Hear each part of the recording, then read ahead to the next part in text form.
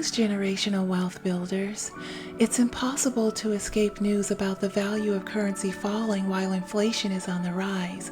On this episode of the Financial Tens, we'll unveil 10 principles of inflation protection.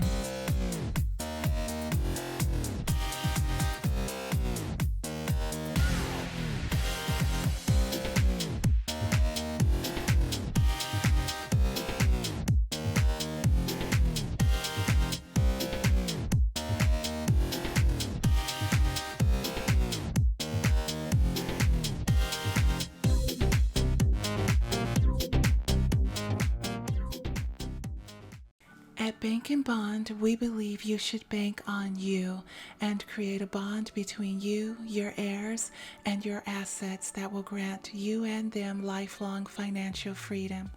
The Financial Tens Weekly Countdown will enhance your ability to create, grow, and pass down generational wealth. Bank and Bond is the premier private estate literacy initiative. Now to number 1 on our countdown. Become a budget baller.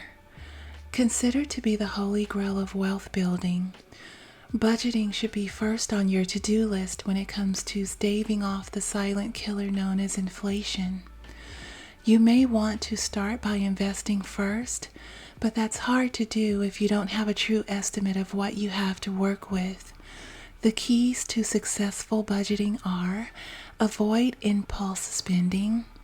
Set up an automated savings plan. You could have those funds diverted to your index fund, putting it to work immediately.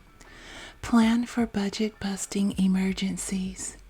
Stop what's referred to as quote-unquote disappearing cash by using your check card or some form of electronic payment that will document your transactions, making record-keeping easier. And track your expenses.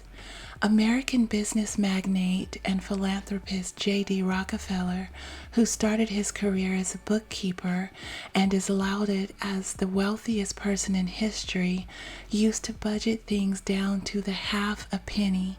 That's how accurate he was about his money. Have something you just can't live without?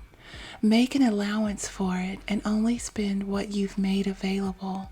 Sweeping changes can lead to budgetary failure, so start decreasing it in increments. It's okay to just ease into it. Number 2, buy in bulk whenever possible. When you consistently buy in bulk, the cost for each unit is reduced. Unit per cost savings aren't just beneficial, they're profitable. Not only are you getting more bang for your buck, you also save time, and time is another form of money. Membership retailers like Sam's Club and Costco charge a fee, but the value you receive in return more than compensates for that expense. When we discuss inflation, the overall increase in living expenses or cost for products and services, that's usually where people tend to focus. But don't be deceived. There are 3, a deceptively invisible financial aneurysm waiting to explode without warning. The second, that would be stagflation, the triple threat of high inflation, high unemployment, and slow economic growth. When the economy is stagnant, it means that a particular nation's GDP is extremely slow or shrinking. Last but certainly not least is shrinkflation, which is when food and beverage producers maintain or boost their profit margins during input cost increases by quietly decreasing the volume of a product while they continue to charge you as if you're buying the larger size. Consistently operating as if you're battling the big 3, inflation, shrinkflation, and stagflation, will put you ahead of the curve. Number 3, become your own landlord. I touched on this in our premiere episode titled Why Professional Athletes Go Broke. If you haven't seen that episode, please go and check it out. When inflation hits, you should always be willing to move if your landlord decides to go overboard with rent hikes. It's an unfortunate yet common theme during periods of high inflation. If you have decent credit, but perhaps you need help covering the mortgage, a viable option is to become your own landlord. Depending on your area, there are numerous duplexes, triplexes, or even fourplexes available. They may need some work, but many vast fortunes have been built by savvy individuals willing to put in the work to turn a magnificent profit. There are also ways to buy properties with no money down if you're resourceful enough. A perfect example is Manny Khoshbin, known as the king of real estate, an immigrant who went from broke to managing real estate transactions in the amount of nearly $1 billion. Despite starting with one small rental property, Manny now has more than $250 million in net worth. I've linked his interview with Omar of The Passionate Few in the description box. Number 4, purchase land with mineral rights. Perhaps one of my favorite principles of inflation protection is purchasing land with mineral rights. During times of high inflation, energy, electricity, and gas prices have a tendency to soar out of control. If you own property with the mineral rights, you can sell those rights for quite a substantial profit. As we're seeing in the Port of Los Angeles, inflation can cause supply chain issues due to exorbitant shipping costs. Supply chain issues cause increased demand. Usually, gas companies will offer a 5-year contract with a certain amount to be paid to you each year for just the right to drill if necessary. You receive additional royalties if the gas company you have a contract with actually exercises the option to drill. I've seen 5-year contracts that are in the range of $100,000 to $250,000 and royalty payments of about $20,000 per month. One thing I will tell you is to find a highly capable real estate attorney to thoroughly review any contract you sign. Make sure you have all your bases covered. What you could do with those profits besides shoring up your cash reserve brings us to number 5. Number 5, consider investing in REITs. Publicly owned real estate investment trust, or REITs as they are commonly known, can offer you a return of 5 to 10% or more. REITs collect rent from residential and commercial properties they own. While REITs aren't 100% foolproof, they do provide a buffer from inflation. It's a great guard against the loss of buying power. They're similar to owning stocks. Stocks are a good investment, but with inflation climbing like it is now, it should give you pause. In an 8 out of 14 year period where inflation rose above 6%, the average return was a paltry 2.3%. A hint that we may be headed there again surfaced on October 14th, when the Social Security Administration announced that for the first time in several decades, they're giving a cost of living increase of 5.9% compared to the usual 1 to 2%. Add to that the fact that according to CNBC, consumer prices have risen 5.4% over the past year due to a surge in energy cost.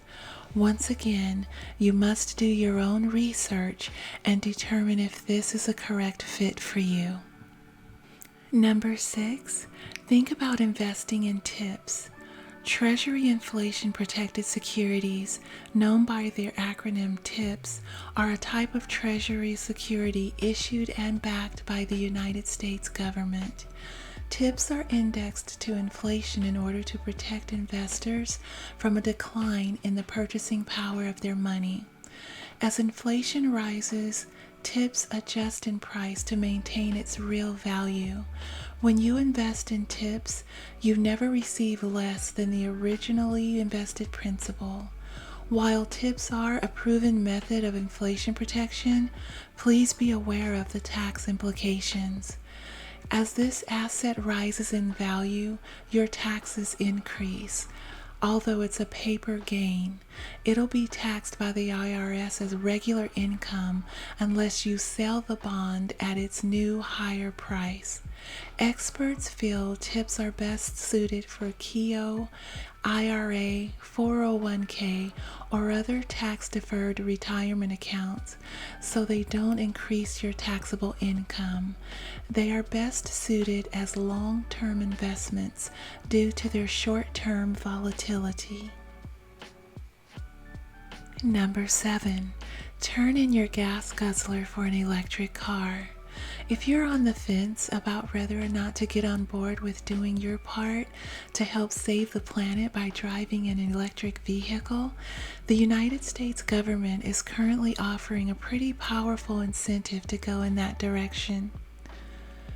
During the last week of September 2021, the current administration announced a tax credit for purchasing an electric vehicle that includes the following: $4,000 for going electric, plus an additional $3,500 if you buy before the year 2027. And if you buy a union-made EV assembled in the United States, an additional $4,500 tax incentive. All in all, there's a total of up to $12,000 plus in tax credits. It's worthwhile to note that both Toyota and Tesla, whose workers are not unionized, are not very happy about their customers not qualifying for the additional $4,500 tax credit. Toyota went as far as to call the union-only tax credit discriminatory, and Elon Musk was very vocal about it on Twitter. As a resource for you, I've added a link for the U.S. Department of Energy in the description box.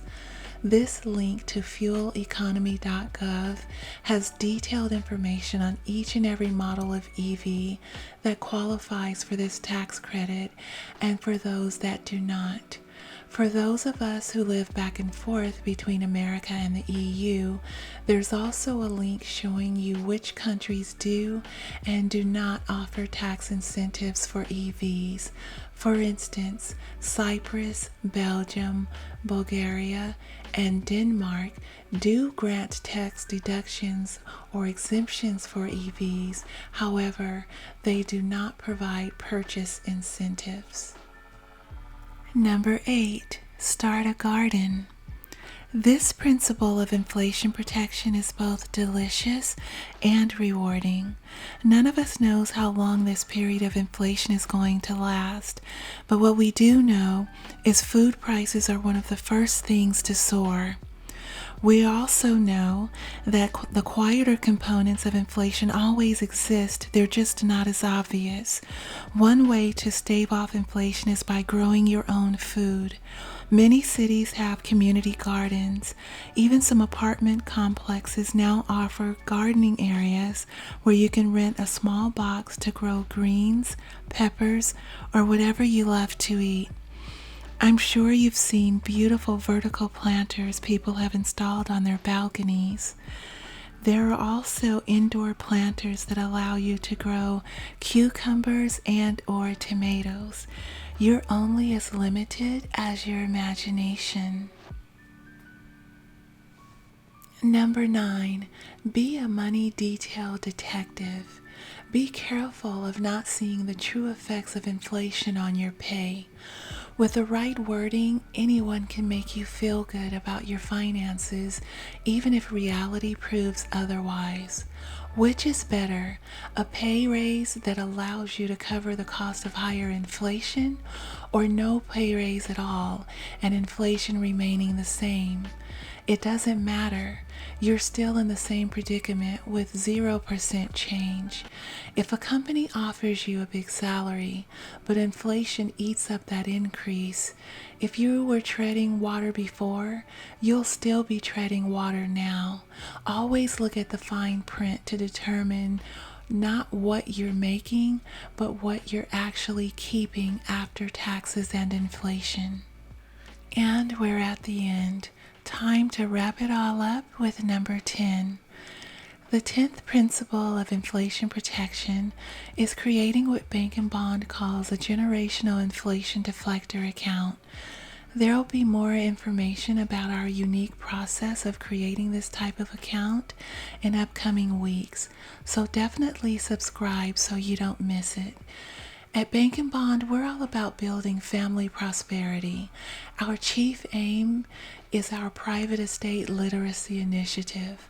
This initiative is designed to prepare you with the means to create, grow, and pass down generational wealth.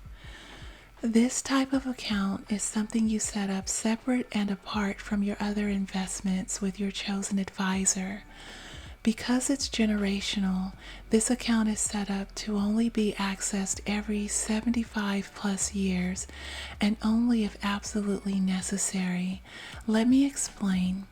Inflation averages 3.5% a year, so if this special account is earning an average of 7% per annum, which is double the historical inflation rate, it's growing at a rate of 4% annually after inflation. Although most people speak of 10% returns, the average stock market return is only about 7.2%. Your generational inflation deflector account should be used differently than your other investments. Let's say you retire and you begin drawing down from a specific nest egg account. Your balance decreases and is expected to last X number of years throughout your retirement. Meanwhile, the generational inflation deflector account will never be touched. It's set up separately, so the interest it's compounding and accruing will not be interrupted. Even if it's 30 years, this account is to remain untouched. The account is designed to be passed down to your heirs and to your grandchildren and great-grandchildren thereafter. Once again, they will be managers but not users of the account. In fact, they will be encouraged to add to it for future generations instead. You will put in place certain rules that dictate not only when a portion of the funds can be accessed, but what percentage can be accessed and what its uses should be, such as performing maintenance on an ancestral property. Then it's to follow the same pattern generation after generation. Your children should be encouraged to create their own investment accounts and become generational wealth builders in their own right, leaving the generational inflation deflector account to continue to grow. I learned of this incredible method implemented by Benjamin Franklin to fund the city of Philadelphia from Tony Robbins.